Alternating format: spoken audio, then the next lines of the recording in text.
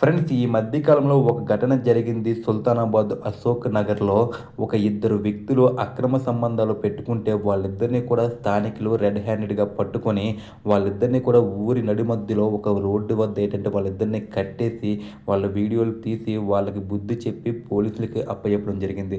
అయితే ఈ ఘటన పైన చాలామంది ఏమని అంటున్నారంటే, ఎందుకు అలా పట్టుకోవడం, వాళ్ళిద్దరిని అలా పట్టుకున్న తర్వాత ఊరి నడిమధ్యలో కట్టేసి బోరింగ్‌కి కట్టేసి అందరికీ ఏంటంటే ఆ విషయాన్ని బయటికి తెలియజేయడం. నిజానికి వాళ్ళు చెప్పే విషయం ఏంటంటే, ఆళ్ళు ఆ విధంగా ఇల్లీగల్ అఫైర్స్ పెట్టుకోవడం వల్ల ఏంటంటే, మాకొచ్చిన ఇబ్బంది ఏంటంటే, వాళ్ళని చూస్తూ మా పిల్లలు కూడా చెడిపోయే అవకాశం ఉంది. అటువంటి వాళ్ళకి బుద్ధి చెప్తేనే మా పిల్లలు సక్రమంగా దారిలోకి వస్తారని చెప్పేసి అంటూ ఉన్నారు.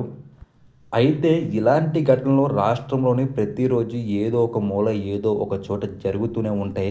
కానీ వాళ్ళెవ్వరికీ వేయని శిక్ష వీళ్ళకి మాత్రమే ఎందుకేశారంటే, ఏదో మొట్టమొదటిసారి వాళ్ళని పట్టుకొని వాళ్ళని ఇలా శిక్షించడం కాదు. ఆమెకు ఆల్రెడీ చెప్పారంట, "నీ యొక్క ప్రవర్తన బాగోలేదు. నువ్వు చేసేటటువంటి పనులు బాగోలేదు. ఇదేంటంటే నీకు, నీ కుటుంబానికి చాలా చెడ్డ పేరు తీసుకొస్తుంది. నీ భర్త ఏంటంటే ఉద్యోగ నిమిత్తం వేరొక గ్రామాలకు వెళ్ళిపోయి, హైదరాబాద్ వెళ్ళిపోయి అక్కడ కష్టపడి మీకు డబ్బులు పంపిస్తున్నారు. ఒకవేళ వీలైతే ఆయనకి హెల్ప్ చేసే విధంగా ఉండాలి తప్ప ఇలాంటి తప్పుడు పనులు చేయొద్దని" చెప్పేసి ఆమెకు ఆల్రెడీ ఆ గ్రామస్తులందరూ కూడా నచ్చజెప్పడం జరిగిందంట.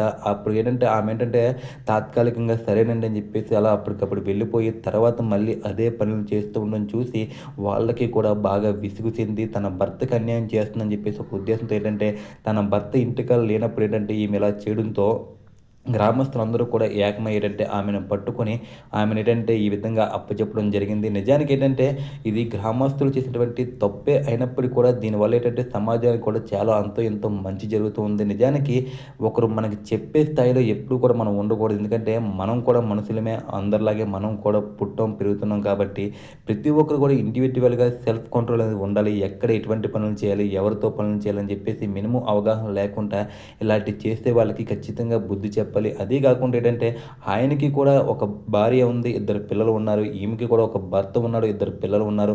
మరి ఎందుకు ఇటువంటి తప్పులు చేస్తారనేది ఎవరికీ అర్థం కాని సమస్య.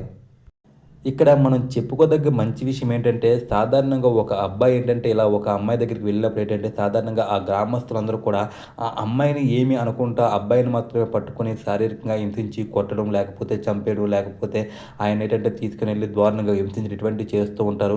కానీ ఇక్కడ ఈ గ్రామస్తులు మాత్రం చేసేటువంటి మంచి పని ఏంటంటే, ఇక్కడ ఈ విధంగా తప్పు జరుగుతుందంటే కేవలం అబ్బాయి వైపు నుండి మాత్రమే కాదు, అమ్మాయి వైపు నుండి కూడా ఆ తప్పుందని చెప్పేసి గ్రహించి, అబ్బాయితో పాటు అమ్మాయిని కూడా అక్కడే కట్టేయడం జరిగింది. నిజానికి ఇది చాలా మంచి విషయం. ఎందుకంటే తప్పనేది ఎప్పుడు కూడా అబ్బాయి వైపు నుంచో లేకపోతే అమ్మాయి వైపు నుంచో ఉండదు. ఇద్దరి వైపు నుంచి కూడా ఉంటుందని చెప్పేసి ఈ గ్రామస్తులైతే ఒక మంచి పని చేశారు ఫ్రెండ్స్. దీనివల్ల ఏంటంటే ఈరోజు తాత్కాలికంగా వాళ్ళు ఏంటంటే కొంతమంది దగ్గర మాటలు పడినా సరే రేపొద్దున సమాజానికి అంతో ఎంతో మంచి పని చేశారని చెప్పేసి నా యొక్క opinion. Thank you for watching. Thank you so much friends.